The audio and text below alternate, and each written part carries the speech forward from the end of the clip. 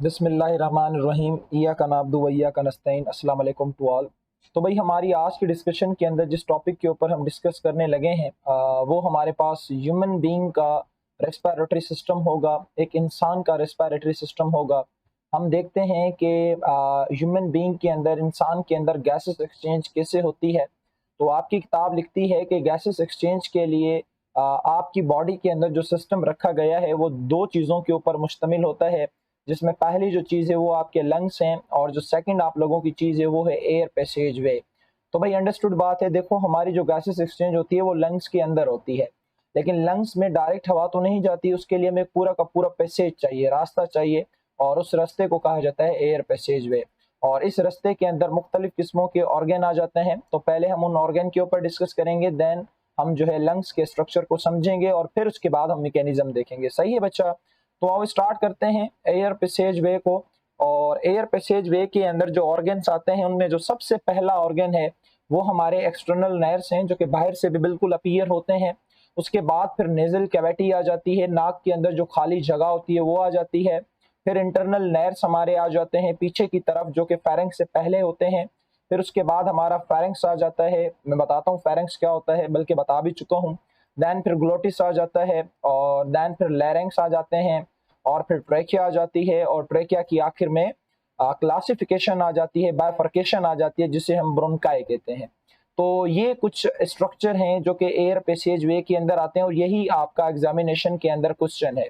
आपसे वो सीक्वेंस उल्टी सीधी कर लेंगे और आपसे वो सीधी सीक्वेंस पूछेंगे, और जिस तरह से मैंने ये सीक्वेंस मेंशन की है ये बिल्कुल सीधी सीक्वेंस है। सही है बच्चा? तो आओ स्टार्ट करते हैं, हम अपने एयर पैसेज वे को डिटेल में पढ़ना शुरू करते हैं और देखते हैं कि हमारे पास क्या क्या चीजें हैं। तो भाई ये जो आपका बाहर वाला स्ट्रक्चर है ये नॉस्ट्रल्स कहलाता है, और फिर ये वाली जो जगह है ये नेजल कैविटी कहलाती है। और फिर उसके बाद मैंने आपको बताया कि ये वाली जो जगह है ये फारिंक्स कहलाती है, जो कि कॉमन ओपनिंग है। आपका यहाँ जो पीछे जो पाइप लगा हुआ होता है उसको ईसोफेगस कहा जाता है, और ये वाली जगह देखो ये फारिंक्स कहलाती है। अब ये फारिंक्स एक तो आपके इस पाइप में खुल रही है, दूसरा आपके इस पाइप में। इस पाइप को ईसोफेगस कहा जाता है, जो हमने खाने के सिस्टम में पढ़ा था। अभी हम इसका कोई जिक्र नहीं करेंगे। आज हम जिसका डिस्कस करेंगे वो हमारा अगला ये वाला पाइप होगा, जिसको हम ट्रेकिया कहते हैं, सांस की नाली, विंड पाइप जिसे हम कहते हैं। तो भाई ये फेरेंक्स ओपन होगा ट्रेकिया के अंदर या एसोफेगस के अंदर, पर आज हमारी डिस्कशन होगी ट्रेकिया के हवाले से। तो आप लोग यहाँ पे देख रहे हो ये एक ढक्कन लगा हुआ है, और इस ढक्कन का नाम आप सब लोगों को आता है, इसका नाम है एपिग्लोटिस। और ये जो ट्रेकिया की ओपनिंग है ना, इस ओपनिंग को ग्लोटिस कहा जाता है, और उसके ऊपर ये जो ढक्कन लगा हुआ है इसको एपिग्लोटिस कहा जाता है। तो जब आप फूड खाते हो तो ये ढक्कन इस ट्रेकिया के ऊपर गिर जाता है और आपका फूड इस पाइप में चला जाता है। ठीक है, ये मैकेनिज्म मैं ऑलरेडी आपको न्यूट्रिशन के अंदर बता चुका हूँ। बहरहाल फिर आप जैसे ग्लोटिस को क्रॉस करते हैं तो आपको ये वाला स्ट्रक्चर में नजर आता है, इसे हम लैरिंग्स कहते हैं। बेटा इस लैरिंग्स को आप गौर से देखो तो यहाँ पे हमारे वोकल कॉर्ड लगे हुए होते हैं ना पेयर के अंदर, ये साउंड प्रोड्यूस करने में क्या करते हैं, मदद करते हैं। फिर उसके बाद ये पूरी की पूरी आपको ये ट्रेकिया नजर आ रही है, सही है, हमारी ट्रेकिया है। फिर ये बायफर्केट हो रही है, दो ब्रांचेस के अंदर डिवाइड हो रही है, एक राइट के अंदर, दूसरा लेफ्ट के अंदर। अब ये जो राइट वाली है इसे एक को ब्रोनकस कहा जाता है, ये जो लेफ्ट वाली है इसको, अच्छा ये राइट वाली है, ये लेफ्ट वाली है, ये जो राइट वाली है इसे ब्रोनकस कहा जाता है, ये जो लेफ्ट वाली है इसे ब्रोनकस कहा जाता है। जबकि दोनों को मिला के क्या कहा जाता है, ब्रोनकाई कहा जाता है। और यहाँ पे हमारा रेस्पिरेटरी पैसेज वे खत्म हो जाता है, उसके बाद हमारे लंग्स शुरू हो जाते हैं, जिनको हम अपनी अगली क्लास के अंदर क्या करेंगे, डिस्कस करेंगे। तो ये कहता है कि आओ थोड़ी सी थ्योरी पढ़ लेते हैं इसकी, जो आपकी बुक के अंदर घिसी पिटी लिखी हुई है। ये कहता है कि air is drawn into the lungs by interconnected branching system. आपके लंग्स तक जो एयर पहुंचती है, जो एयर गिरती है ना, वो एक इंटरकनेक्टिंग ब्रांचिंग सिस्टम के जरिए, मींस के ऐसा ब्रांचिंग का सिस्टम जो एक दूसरे के साथ क्या होता है, कनेक्ट होता है। तो ये कहता है कि air enters into these ducts, ये जो आपकी हवा है ये डक्ट से इंटर होती है सबसे पहली पहली ओपनिंग से, जिसे आप एक्सटर्नल नर्व्स कहते हैं, एक्सटर्नल नॉस्ट्रल्स कहते हैं। और ये फिर आपकी उस एयर को पहुंचा देती है कहाँ पे, नेजल कैविटी के अंदर। अच्छा, अब ये जो आपकी नेजल कैविटी होती है ये हाईली वेस्कुलराइज्ड होती है। यहाँ पे बहुत सारी थिन किस्म की ब्लड वेसल्स पाई जाती हैं, और ये इतनी थिन होती हैं, इतना हाईली वेस्कुलराइज्ड होता है कि अगर ये इतना सेंसिटिव होता है, अगर थोड़ा सा हाथ भी लग जाए ना तो वहां से ब्लीडिंग क्या हो जाती है, हमारी स्टार्ट हो जाती है। जब हम वजू वगैरह करते हैं नमाज के लिए, तो आप देखते हैं जब हम फिंगर से नाक की सफाई करते हैं तो उस वक्त थोड़ा सा भी अगर नाखून लग जाता है तो ब्लीडिंग स्टार्ट हो जाती है। और वहां पे सिलिएटेड एपिथेलियम होती है, यानी कि जो एपिथेलियल सेल होते हैं उनके ऊपर सीलिया लगे हुए होते हैं, इनका काम मैं आपको बताता हूं, और यहाँ पे गॉबलेट सेल्स भी लगे हुए होते हैं जो कि म्यूकस को सीक्रेट करते हैं, मैं इनका काम भी आप लोगों को बताता हूं। सही है बच्चा? अच्छा, तो नेजल कैविटी हमारी हाईली वेस्कुलराइज्ड भी हो गई, सिलिएटेड भी हो गई, और वहां पे म्यूकस के सेल भी लगे हुए हैं। अच्छा, इन सारी चीजों के अलावा यहाँ पे हेयर्स भी क्या होते हैं, मौजूद होते हैं। ठीक है, अब इन सारी चीजों का मिला जुला के जो काम होता है ना, वो ये होता है कि जब हम सांस लेते हैं या जब हवा हमारे अंदर एंट्री लेती है, तो उसके अंदर सिर्फ ऑक्सीजन बेटा नहीं होती, उसके अंदर डस्ट पार्टिकल्स भी होते हैं, उसके अंदर जर्म्स भी होते हैं। तो वो जो म्यूकस है, ये जो आपका म्यूकस है, ये जो मॉइस्चर है, ये क्या करती है, उन डस्ट पार्टिकल्स को कैप्चर कर देती है, उन डस्ट पार्टिकल को पकड़ लेती है, उनको आगे ट्रांसफर होने नहीं देती, उन माइक्रो ऑर्गेनिजम्स को आगे नहीं जाने देती। क्यों?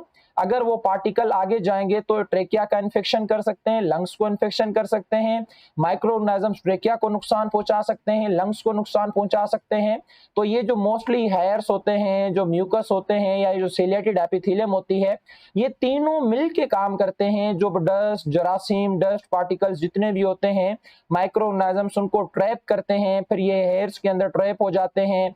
जो मॉइस्ट होती है, मॉइस्ट हमारी जो नेजल एपिथेलियम होती है, उसमें ये ट्रैप हो जाते हैं म्यूकस के अंदर, फिर सीलिया की मदद से हमारे नाक से निकाल के बाहर क्या कर दिए जाते हैं, फेंक दिए जाते हैं। अच्छा, उसके अलावा नेजल कैविटी के अंदर कुछ सेंसरी सेल्स भी लगे हुए होते हैं, और ये सेंसरी सेल्स जो हैं, ये स्मेल को क्या करते हैं, डिटेक्ट करते हैं।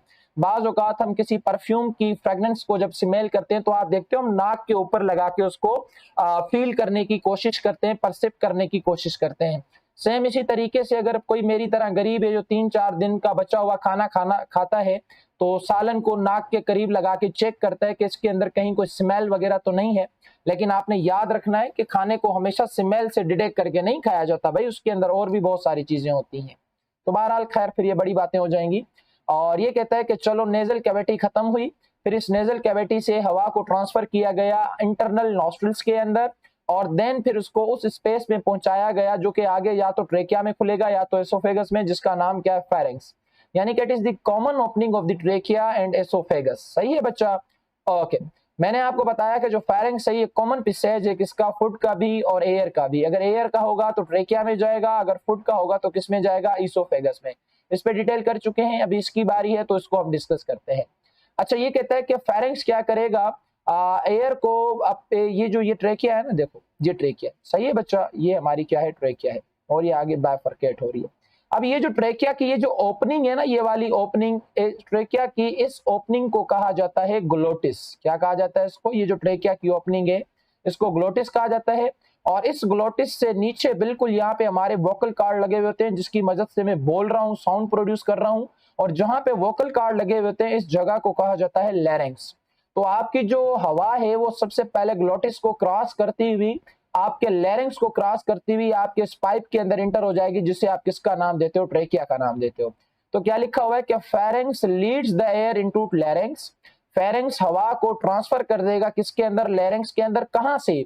एक ओपनिंग से, ट्रेकिया की एक ओपनिंग से, जिसका नाम मैंने क्या रखा हुआ है, ग्लोटिस। सही है बच्चा? और मैंने कहा कि इस ग्लोटिस के ऊपर एक ढक्कन लगा हुआ होता है, इस ढक्कन का नाम क्या है, इस ढक्कन का नाम है एपिग्लोटिस, जो कि खाने वगैरह के टाइम पे बंद कर दिया जाता है ताकि खाने का कोई पार्टिकल यहाँ पे ट्रांसफर ना हो। तो ये लिखा भी हुआ है, ठीक है बच्चा। ये कहता है during swelling of the food, जब आप किसी फूड पार्टिकल की स्वेलिंग करते हो तो उस वक्त एपिग्लोटिस क्या करता है, ग्लोटिस को क्लोज कर देता है। So the food is prevented to go inside the glottis. तो इस तरीके से जो फूड है वो ग्लोटिस के अंदर नहीं आ पाती, ट्रेकिया में नहीं आ पाती। तो जब गलती से अगर यहाँ पे आ जाती है तो हमें कफिंग होती है, ढक्कन खुलता है, जो भी चीज होगी वो निकल के कहाँ चली जाती है, बाहर निकल जाती है। और मैंने कहा कि लैरिंक्स को हम साउंड बॉक्स भी कहते हैं, क्योंकि यहाँ पे पेयर लगा हुआ होता है वोकल कॉर्ड्स का, जिसका काम होता है साउंड को क्या करना, प्रोड्यूस करना। यहाँ पे मैंने ये बना के भी आप लोगों को दिखा दिए है। अच्छा, अब ये लैरिंक्स क्या करेगा, ये एयर को एंटर करवा देगा किसके अंदर, ट्रेकिया के अंदर। और ये ट्रेकिया हमारी कहाँ रखी गई है, थोरैक्सिक कैविटी के अंदर रखी गई है। सही है बच्चा? अच्छा, आप लोगों को पता होगा कि 2016-17 की जो टेस्ट हुई थी, उन्होंने सवाल पूछा था कि जो ट्रेकिया होती है ना, ट्रेकिया, ये हमारी क्या है, ट्रेकिया है। इस ट्रेकिया के अंदर एक खास किस्मों के सेल लगे हुए होते हैं ना, इस ट्रेकिया के अंदर वाली साइड पे खास किस्मों के सेल लगे हुए होते हैं। इन सेलों को कहा जाता है गोबलेट सेल्स। यही सवाल पूछा गया था कि वो कौन से सेल हैं जो ट्रेकिया की लाइनिंग बनाते हैं, तो वो हमारे पास कौन से सेल हैं, वो गोबलेट सेल्स हैं। आप सब लोगों को पता है कि गॉबलेट सेल्स का काम क्या होता है। गॉबलेट सेल्स का काम होता है म्यूकस को प्रोड्यूस करना, और यहाँ पे म्यूकस का काम है किसी जर्म्स पार्टिकल्स को, किसी डस्ट को, कोई पॉल्यूटेंट अगर आ रहा है तो उसको ट्रैप करना, ट्रैप करने के बाद दोबारा उसको कहाँ फेंक देना, फेरिंक्स में फेंक देना। अच्छा, अब आपकी मर्जी, आप फेरिंक्स से उसको मुंह से निकाल दो बलगम की फॉर्म के अंदर, कचरे की फॉर्म के अंदर, या फिर यहां से निकाल के आप इसको इसोफेगस में डाल दो, फिर वहां से स्टमक में जाएगा, स्मॉल इंटेस्टाइन में, लार्ज इंटेस्टाइन में, और फिर बॉडी से कहां चला जाएगा, बाहर। ये दो रास्ते होते हैं, आप दोनों में से कोई रास्ता फॉलो कर सकते हो। अच्छा, आप अपने गले पे हाथ लगाते हो और कहते हो कि ये मेरी ट्रेकिया है, तो वो आप लोगों की ट्रेकिया नहीं है, एक्चुअली वो सी शेप के कार्टिलेज की एक रिंग बनी हुई है, जो कि आपकी ट्रेकिया को कोलैप्स होने से बचाती है ड्यूरिंग इनहेलेशन। जब हम बेटा इनहेलेशन करते हैं, ऑक्सीजन को जब हम अंदर लेते हैं ना, तो हमारी ट्रेकिया तो इतनी सेंसिटिव है कि वो तो आपस में चिपक जाएगी, कोलैप्स हो जाएगी। तो उसको कोलैप्स होने से बचाने की जिम्मेदारी इन सी शेप के कार्टिलेज के रिंग की होती है। सही है बच्चा? और ये बात मैंने आपको बता दी कि इंटरनल लाइनिंग जो है ट्रेकिया की, वहां पे एक तो सीलिया लगे हुए होते हैं, दूसरा म्यूकस लगे हुए होते हैं, यानी म्यूकस सिक्रेटिंग सेल लगे हुए होते हैं, जिन्हें आप क्या कहते हो, गॉबलेट सेल्स कहते हो। अब ये गॉबलेट सेल्स म्यूकस प्रोड्यूस करते हैं। इस म्यूकस के अंदर जो भी डस्ट होगा, जो भी माइक्रोऑर्गेनिजम्स होंगे, जो भी पॉल्यूटेंट्स होंगे, उनको क्या किया जाएगा, ट्रैप किया जाएगा, उनको काबू किया जाएगा। ट्रैप करने के बाद इनको पीछे की तरफ धक्का दिया जाएगा, और धक्का देने के लिए हमें कोई लोकोमोटरी ऑर्गन चाहिए, वो हमारे पास सीलिया है।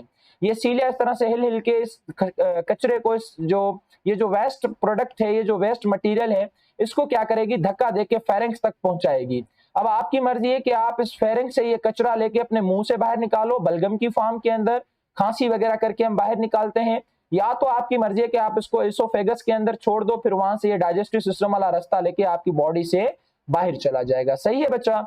ये कहते हैं कि due to the presence of the mucus and cilia, any residue like germs, like dust, are always pushed back into the pharynx. वो हमेशा पीछे फेंक दिया जाता है फेरिंक्स के अंदर। बाकी मैकेनिज्म मैंने आपको समझा दिया।